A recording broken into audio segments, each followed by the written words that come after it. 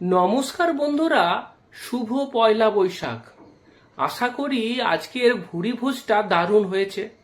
ভাত, খাসির মাংস, মিষ্টি, দই সবই হয়েছে তো। বছরের শুরুর দিনটা তো ভালোই কাটলো, কিন্তু কেমন হতো যদি সারা বছর এই রকমই ভালোভাবে কাটাতে পারতেন। আজকের ভিডিওতে আপনাদেরকে আমি বলবো 5টা ফিনান্সিয়াল রেজলিউশনের কথা, যেগুলো ফলো করলে আপনি সারা বছর আর্থিকভাবে স্ট্রেস ফ্রি থাকতে পারবেন। Resolution number 1, emergency fund. একটা শক্ত এমার্জেন্সি ফান্ড তৈরি করতে হবে। কমপক্ষে 6 মাসের আপনার যে খরচা, সেই টাকাটা কিন্তু প্রথমেই অ্যারেঞ্জ করতে হবে। মনে করুন আপনার প্রতি মাসে খরচা 30,000 টাকা, তাহলে এর 6 গুণ মানে 1,80,000 টাকা আপনাকে এমার্জেন্সি ফান্ডে রাখতে হবে। এই টাকাটা সেভিং অ্যাকাউন্ট, ব্যাংকের ফিক্সড ডিপোজিট অথবা লিকুইড ফান্ডে রাখতে পারেন।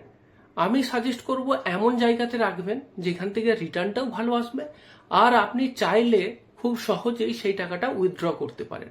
2 নম্বর রেজলিউশন, সঠিক ইন্স্যুরেন্স নিতে হবে।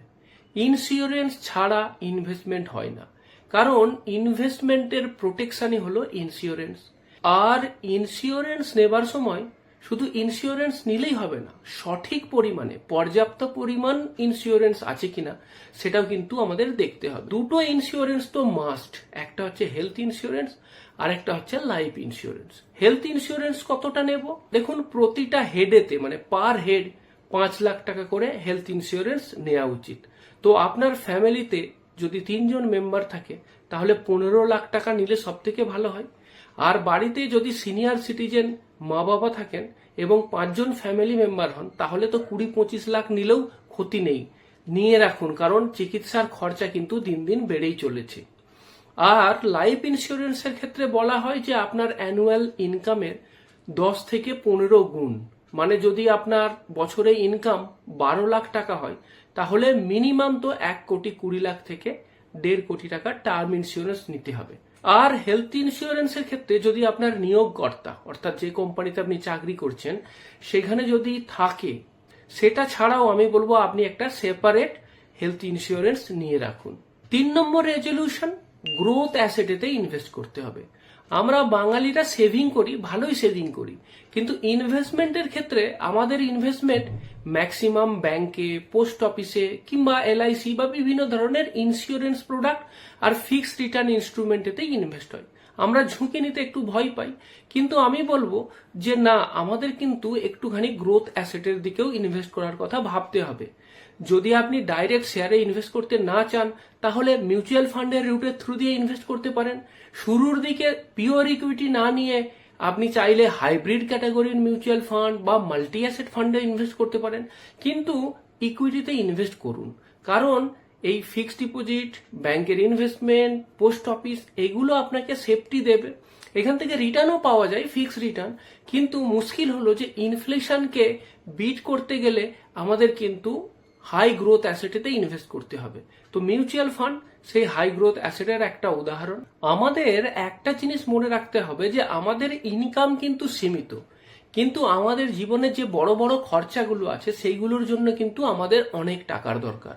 ছেলে মেয়েদের হায়ার এডুকেশনই হোক, বা আপনার ভবিষ্যতের রিটায়ারমেন্টের প্ল্যানিংই হোক, অথবা বাড়ি কেনার জন্যই হোক, এই সমস্ত খরচা কিন্তু দিন দিন বেড়েই চলেছে।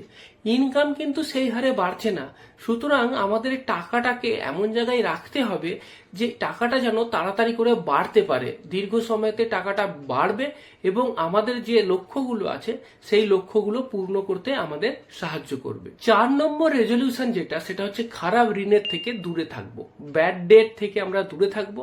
আর তার সাথে সাথে লোনও যদি নিই সেটাও কিন্তু হিসেব করে নেব। ক্রেডিট কার্ডে কোনো জিনিস কেনা যেতেই পারে, ক্রেডিট কার্ড একটা খুব ভালো ইনস্ট্রুমেন্ট। আপনি 30 দিনের মতো ইন্টারেস্ট ফ্রি লোন পাচ্ছেন, কিন্তু ক্রেডিট কার্ড ইউজ করার সময় একটা জিনিস মাথায় রাখতে হবে যে ক্রেডিট কার্ডের ক্ষেত্রে কিন্তু মিনিমাম পেমেন্ট আমরা করব না। যেটা মিনিমাম ডিউ সেটা কিন্তু পেমেন্ট করব না, আমরা ফুল পেমেন্ট করব। ক্রেডিট কার্ডে আমি তত টাকাই খরচা করব যে টাকাটা আমার সেভিং অ্যাকাউন্টে অলরেডি আছে, সেই পরিমাণ টাকাই খরচা করব। আর ঋণ নেওয়ার ক্ষেত্রেও আমাদের একটা রুল মেনে চলতে হবে, এটা খুব গুরুত্বপূর্ণ। সেটা হলো 30% ইএমআই রুল। দেখুন বর্তমান সময়ে তো ইএমআই দিয়ে আমরা ম্যাক্সিমাম জিনিসই কিনি, সত্যি একসাথে পুরো টাকাটা বের করা সম্ভব হয় না, কিন্তু ইএমআই এতে পাওয়া যাচ্ছে বলে সমস্ত জিনিসই কিন্তু ঋণ দিয়ে কিনবো না।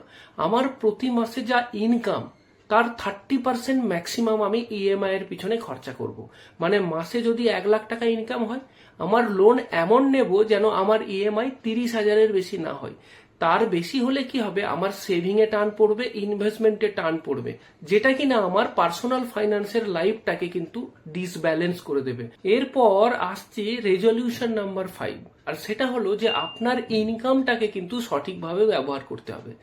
অনেক ক্ষেত্রে কিন্তু আমরা এই ভুলটাই করি, আমাদের ইনকামটাকে কিন্তু সঠিকভাবে ব্যবহারই আমরা করতে পারি না। এই যে গাইডিং প্রিন্সিপালটাকে আমাদের ফলো করতে হবে, 50-30-20 রুল। এই রুলটা বলছে যে আমার আয়ের 50% অর্থাৎ অর্ধেক টাকাটাই কিন্তু প্রয়োজনীয় খরচাতে ব্যবহার করব। যেমন ধরুন আমাদের বাড়ি ভাড়া, ইলেকট্রিক বিল, গ্যাসের বিল, জামা কাপড়, ওষুধপত্র, এই সমস্ত প্রয়োজনীয় খরচার জন্য 50% খরচা।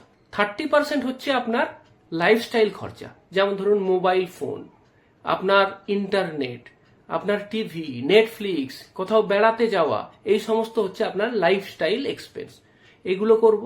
আর 20% টাকা কিন্তু আমাদেরকে অবশ্যই সেভ করতে হবে আর ইনভেস্ট করতে হবে, এখানে কিন্তু কোনো কম্প্রোমাইজ করা যাবে না। তার মানে যেটা দাঁড়াচ্ছে যে আপনার ইনকাম যদি 50,000 হয়, তাহলে 25,000 প্রয়োজনীয় খরচা, 15,000 লাইফস্টাইল খরচা, আর 10,000 টাকা কিন্তু অবশ্যই সেভ করে ইনভেস্ট করতে হবে।